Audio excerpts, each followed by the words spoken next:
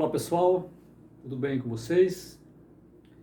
Sejam bem-vindos a mais um vídeo aula de história. Hoje nós não iremos fazer a nossa live, em virtude de estar acontecendo o conselho de classe. Portanto, nesse momento a nossa aula está sendo gravada. O assunto que nós falaremos é um assunto muito importante, tanto do campo da história quanto do campo da filosofia. Iremos falar hoje do iluminismo. O iluminismo foi um movimento cultural que surgiu na Europa, particularmente na Inglaterra, no início do século XVII. Mas é no século XVIII que o iluminismo vai ganhar força, que o iluminismo vai atingir o seu apogeu. Tanto que o século XVIII é considerado como o século das luzes. Outra coisa importante a se falar é que esse movimento cultural, intelectual, filosófico tem como base, tem como fundamento o uso da razão. A própria palavra iluminismo, ela nos chama atenção para a luz, para claridade e esclarecimento. E essa luz é exatamente a razão, a racionalidade. Ou seja, o não uso da razão, o não uso da racionalidade significaria as trevas, significaria a escuridão. Portanto, nós iremos falar de um assunto importante dentro da história e que também faz um link com a filosofia, o iluminismo. Então, só para repetir aqui, então, o iluminismo ele é um movimento cultural, um movimento intelectual, filosófico, que nasce na Inglaterra no final do século XVII, mas é no século XVIII que o iluminismo vai ganhar força, vai atingir o seu apogeu, tanto que o século XVIII ele é chamado século das luzes. O outro ponto importante é que essa filosofia iluminista não vai ficar só na abstração, só no pensar. Ela é uma filosofia revolucionária. É uma filosofia que vai ser utilizada principalmente pela burguesia, no sentido de impor ao mundo a sua visão, a sua proposta política, a proposta de sociedade e a proposta de economia. Lembrando que a burguesia é essa classe que surgiu lá no contexto da Idade Moderna, das grandes navegações, da expansão comercial e marítima, em que a burguesia ela vai estar ao lado do rei para fortalecer o rei, para que o poder passasse a ser centralizado. E por que a burguesia está fazendo isso? Exatamente porque a centralização, a existência de um poder único, ou seja, de uma moeda única, de um peso único, de uma medida única num determinado território, isso é bom para os negócios da burguesia. E qual era o negócio da burguesia? O comércio. Entretanto, a partir do século XVII, principalmente no século XVIII, nós vamos ver o quê? A burguesia tentando se descolar do rei. A burguesia não está mais interessada em defender a figura do rei, o poder centralizado. Tanto é que o iluminismo vai ser utilizado como filosofia para criticar o absolutismo. Ou seja, a burguesia que agora está fortalecida economicamente, ela quer mais. E o que significa mais nesse contexto? Ela quer o poder. Só que o poder está nas mãos do rei. Então, o iluminismo é uma corrente filosófica em que a burguesia vai se apoderar dessa corrente filosófica para criticar o absolutismo. O absolutismo que no contexto que nós estamos falando aqui já vai ser chamado de antigo regime, ou seja, um regime superado, um regime que não nos serve mais. E quem é que está falando isso? A burguesia. A partir de quê? A partir do iluminismo.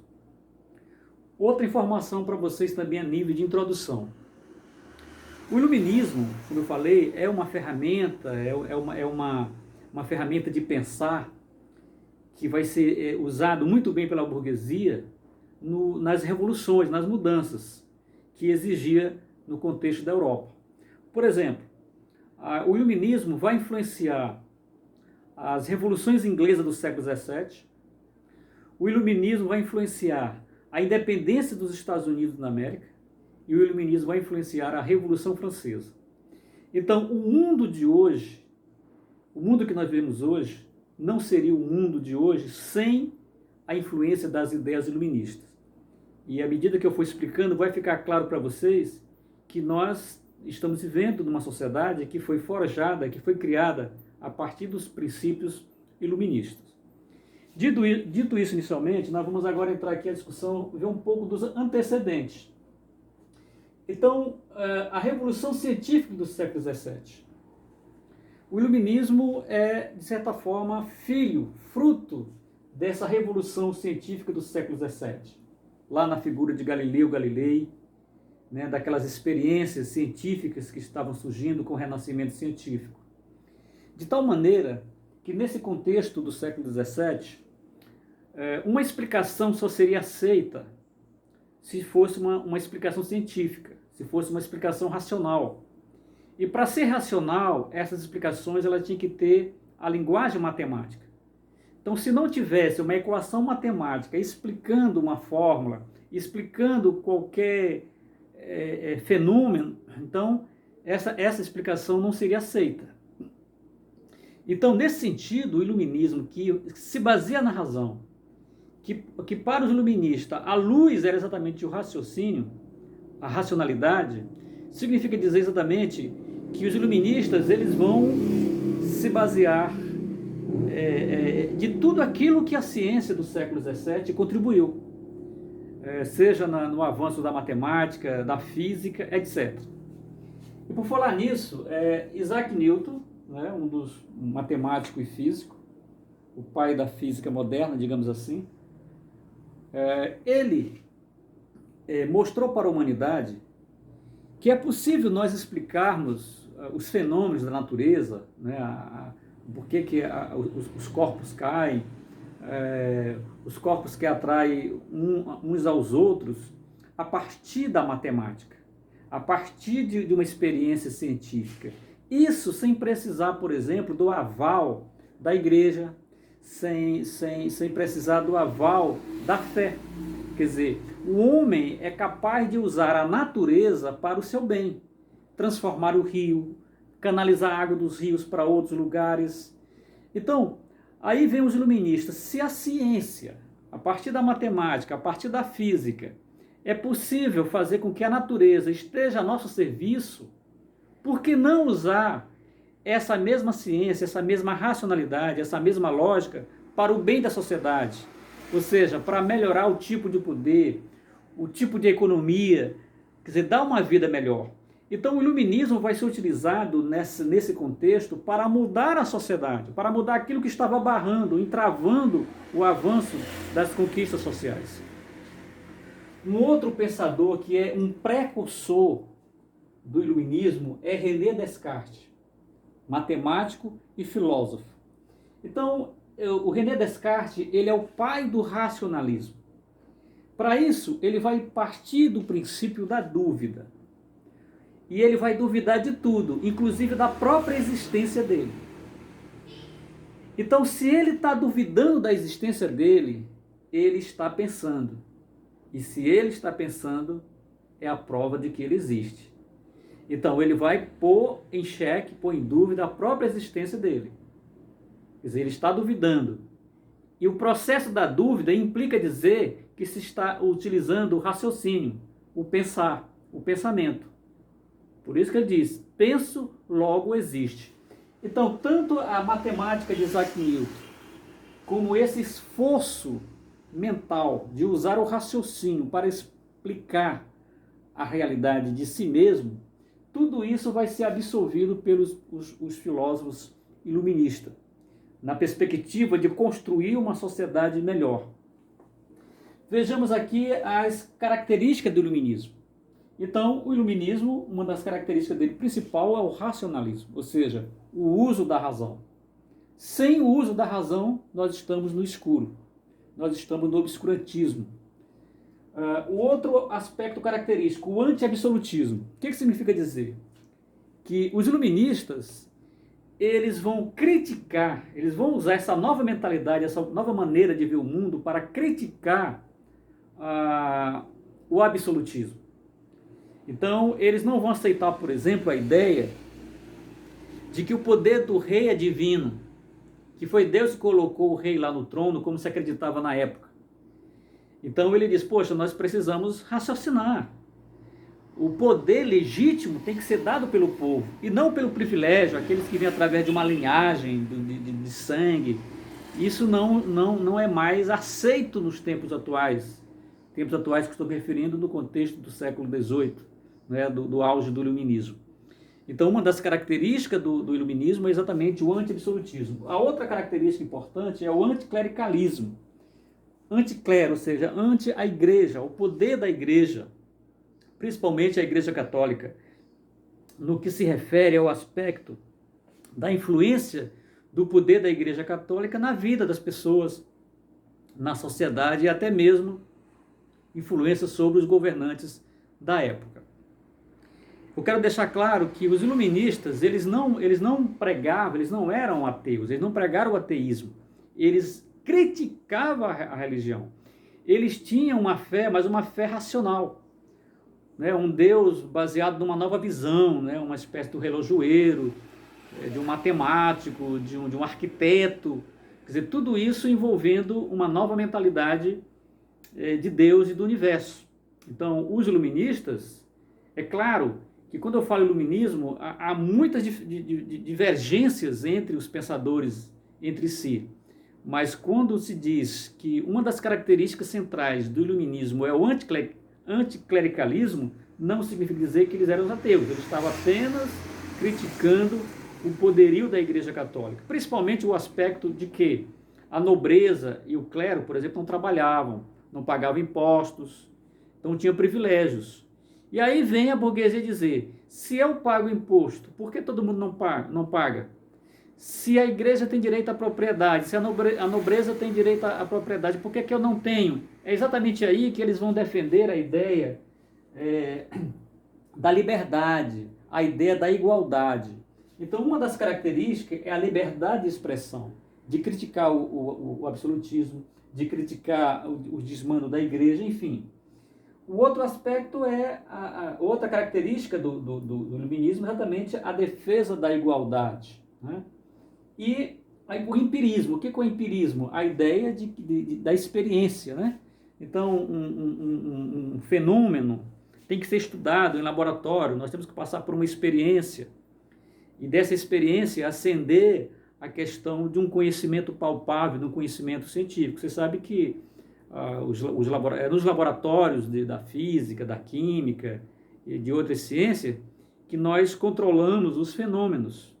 Então, a experiência, né, a prática em laboratório é fundamental para o desenvolvimento da ciência.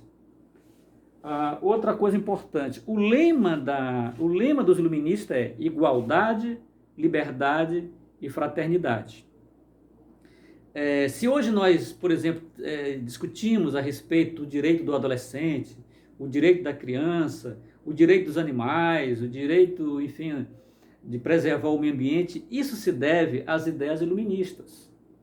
Essa questão do direito do cidadão, né, de colocar os direitos e os deveres, isso são pensamentos que eram pensamentos que foi colocado em prática, né, colocado no papel, por assim dizer, a partir das ideias iluministas. Então, o mundo contemporâneo não seria o mundo atual se não fosse essa influência das ideias iluministas. Lembrando que o iluminismo é uma ideia que foi apropriada pela burguesia na defesa dos interesses da burguesia, contrapondo aos interesses da monarquia, do absolutismo. Avançando um pouco mais, nós vamos citar aqui os principais pensadores iluministas. Voltaire, o que nós podemos destacar dele? Ele é um dos mais radicais defensores da liberdade de expressão. Há uma frase que se atribui a ele, que é mais ou menos o seguinte: ele diz, olha, eu posso discordar do que você está dizendo, mas eu morrerei para assegurar o direito que você possa expressar teu ponto de vista. Então ele era um radical defensor da liberdade de expressão. Ele quem? Voltaire. Porém, ele defendia a ideia da existência do rei, da monarquia, desde que esses reis fossem esclarecidos. É o que mais na frente nós vamos falar do despotismo, despotismo esclarecido, né? Que são os reis que tiveram que passar por uma transformação, né, através de leituras e mudanças políticas que adotaram nos seus reinos a partir da influência das ideias iluministas. Montesquieu, o que nós devemos absorver dele? Ele vai escrever um livro chamado Espírito das Leis, e é ele que vai ser o pai da divisão dos três poderes, ou da criação dos três poderes: executivo, legislativo e judiciário. Veja bem, se antes o poder estava centralizado na pessoa do rei, agora Montesquieu está justificando a necessidade de que, ao invés de um só poder, haja três poderes independentes, exatamente como está presente na nossa Constituição e em todas as constituições do mundo atuais: executivo, legislativo e judiciário. E aqui só uma curiosidade para vocês. Por exemplo, quem é o legislativo? O legislativo é quem faz as leis. Por exemplo, no município, quem é o legislativo? Os vereadores. Quem é o legislativo a nível de estado? Os deputados estaduais. Quem é o legislativo a nível federal? Os deputados federais e senadores. Então, são grupos que ocupam um desses três poderes, que tem como um dos objetivos de legislar, de fazer as leis. O executivo, né? Quem executa, né? Que tá a ideia de executar as leis, né? De tomar as rédeas, vamos dizer assim, na condução política do país. Por exemplo, quem é que exerce o poder executivo a nível municipal? O prefeito. A nível estadual, o governador. E a nível federal, o presidente. O judiciário, do judiciário, é o poder que a partir das leis vai tentar, por exemplo, fiscalizar as leis, julgar alguém conforme a legislação em vigor. Olha, fulano de tal, ele atropelou a lei tal, e conforme a lei tal vai ser punido. Então é Montesquieu que vai ser o filósofo iluminista, que vai ser responsável pela criação dos três poderes, que são eles: executivo, legislativo e judiciário. Rousseau, lembre-se de Rousseau como sendo dos filósofos iluministas o mais radical. O mais radical no sentido de que, por exemplo, ele vai defender com unhas e dentes a ideia da democracia. O que significa essa ideia da democracia? A ideia da participação do povo, né? O poder do povo para o povo. Enquanto os outros defendiam mais os interesses apenas no plano da burguesia, Rousseau vai defender uma proposta de governo que beneficia a população mais pobre. Por isso que ele é mais radical, mais das raízes, uma mudança mais estrutural da sociedade. É ele, Rousseau, que vai dizer que ninguém nasce mal. Uma criança já não nasce bandido, mas o meio em que nós vivemos é que nos corrompe. Então, nesse sentido, também ele é um filósofo cujo conhecimento dele vai influenciar muito a questão da educação. Diderot e D'Alembert, esses dois vão ser o criador da enciclopédia. Então, a primeira enciclopédia foi criada por esses dois personagens iluministas, que é o que é a enciclopédia? É o conjunto de conhecimentos em um só lugar. E quem é esse só lugar? Um livro, né? Então está lá todo o conhecimento de física, de matemática, de filosofia, num mesmo livro. Então, ele, Diderot e D'Alembert, é o criador da enciclopédia. Esse livro foi proibido pela igreja por conta de reunir todo o apanhado da ciência da época. O iluminismo ele vai influenciar também a área econômica. Só lembrando que na época do absolutismo, na época das grandes navegações, qual era a doutrina econômica que prevalecia? O mercantilismo. Aqui nós vamos ter dois tópicos dentro da economia importantes do iluminismo. A fisiocracia. A fisiocracia é a teoria econômica que defende a terra, a agricultura, como principal fonte de riqueza. Lá no mercantilismo, quem era a principal fonte de riqueza? O metal, o metalismo. Então, observe que o iluminismo vai, de certa forma, contrapor as ideias absolutistas no plano político e no plano econômico, que é o mercantilismo. Então, o Quesnay é um dos principais pensadores fisiocrata, que defende a terra, a agricultura, como a principal fonte de riqueza. O liberalismo econômico, criado por Adam Smith. Então preste atenção, toda vez que vocês ouvirem essa ideia liberalismo consiste na seguinte ideia, em que o Estado liberal, ele não é um Estado interventor, é um Estado que não se mete na economia, que não se mete na sociedade. Então, é um Estado pequeno. Ao contrário do absolutismo, onde o rei, ele intervia em tudo. Então, nesse momento, o liberalismo é exatamente um tipo de pensamento que vai vir exatamente de encontro aos interesses da burguesia. Então, a burguesia quer liberdade. E uma outra coisa que eles acreditam no liberalismo é que, assim como existem as leis da natureza, existe a lei da natureza também dentro da economia. O que seria, por exemplo, a lei da livre concorrência.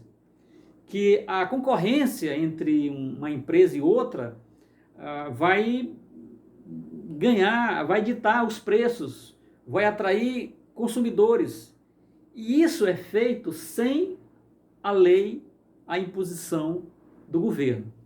Hoje em dia, a palavra liberalismo é dita como neoliberalismo. Um exemplo para vocês entenderem. A privatização do Correio, por exemplo, que está em pauta no atual governo. A privatização do Banco do Brasil. Tudo isso são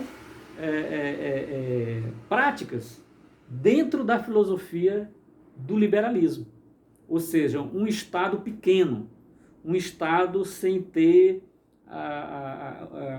a intervenção na sociedade. Então, quanto menos Estado, quanto menos intervenção do Estado, melhor para os interesses da burguesia. Então, no contexto do século XVIII e século XIX, liberalismo. Hoje em dia se fala neoliberalismo. É a mesma coisa aqui. O que é a mesma coisa? No sentido de que a burguesia está defendendo um Estado mínimo. Um Estado que deixa as empresas, os empresários, os donos de indústria livre para ficar à vontade, né? Para produzir o que quer produzir, sem que o Estado tome conta dos seus negócios. Então esse é o termo e o significado de liberalismo, cujo o pai dessa teoria é exatamente Adam Smith. Despotismo esclarecido. Déspotas são tiranos, são reis, só que agora são esclarecidos. E por que são esclarecidos? Exatamente porque são reis que agora estão preocupados em fazer um governo pautado no esclarecimento, pautado nas ideias iluministas. Quer dizer, o iluminismo influenciou tanto que até mesmo aqueles para as quais as ideias iluministas eram contrárias ao absolutismo, eles acabaram tendo influência, se deixando influenciar pelas ideias iluministas. Então, são exemplos de déspotas esclarecidos. Marquês de Pombal, em Portugal. Marquês de Pombal, ele foi primeiro-ministro do rei Dom José de Portugal. Ele é muito importante na história, por exemplo, do Brasil. A gente vai estudar depois, especificamente falando da política de Marquês de Pombal. É ele, por exemplo, que vai mudar a cidade, a capital do Brasil, que era Salvador, para o Rio de Janeiro. no contexto do ciclo do ouro. É ele também que vai expulsar os padres jesuítas de Portugal e das colônias portuguesas. Lembrando que os padres jesuítas, eles eram, por exemplo, os responsáveis pela educação. Então, na época, os professores eram os padres jesuítas. E eles estavam acumulando riqueza. E ao acumular riqueza, isso contrariava a ideia, concorria diretamente contra a coroa portuguesa. Então, o Marquês de Pombal, um homem de visão, entende que era melhor para o rei de Portugal expulsar, se livrar dos padres jesuítas. Lembre que uma das características dos iluministas era exatamente o anticlericalismo. Um outro exemplo de déspota esclarecido é Catarina II, na Rússia, José II na Áustria e Frederico II na Prússia. Portanto, era a nossa aula, não é? Acerca do iluminismo, um assunto muito importante. Lembrando que isso aqui não é tudo. Tudo é você estudar no seu livro, tudo é você ir além do que o professor está falando e você ir além do próprio livro. O conhecimento, como eu costumo falar, não se deve economizar. E quanto mais você conhece, mais você se enriquece, mais você é uma pessoa de valor. Então, obrigado pela sua atenção. Até a próxima. Tchau.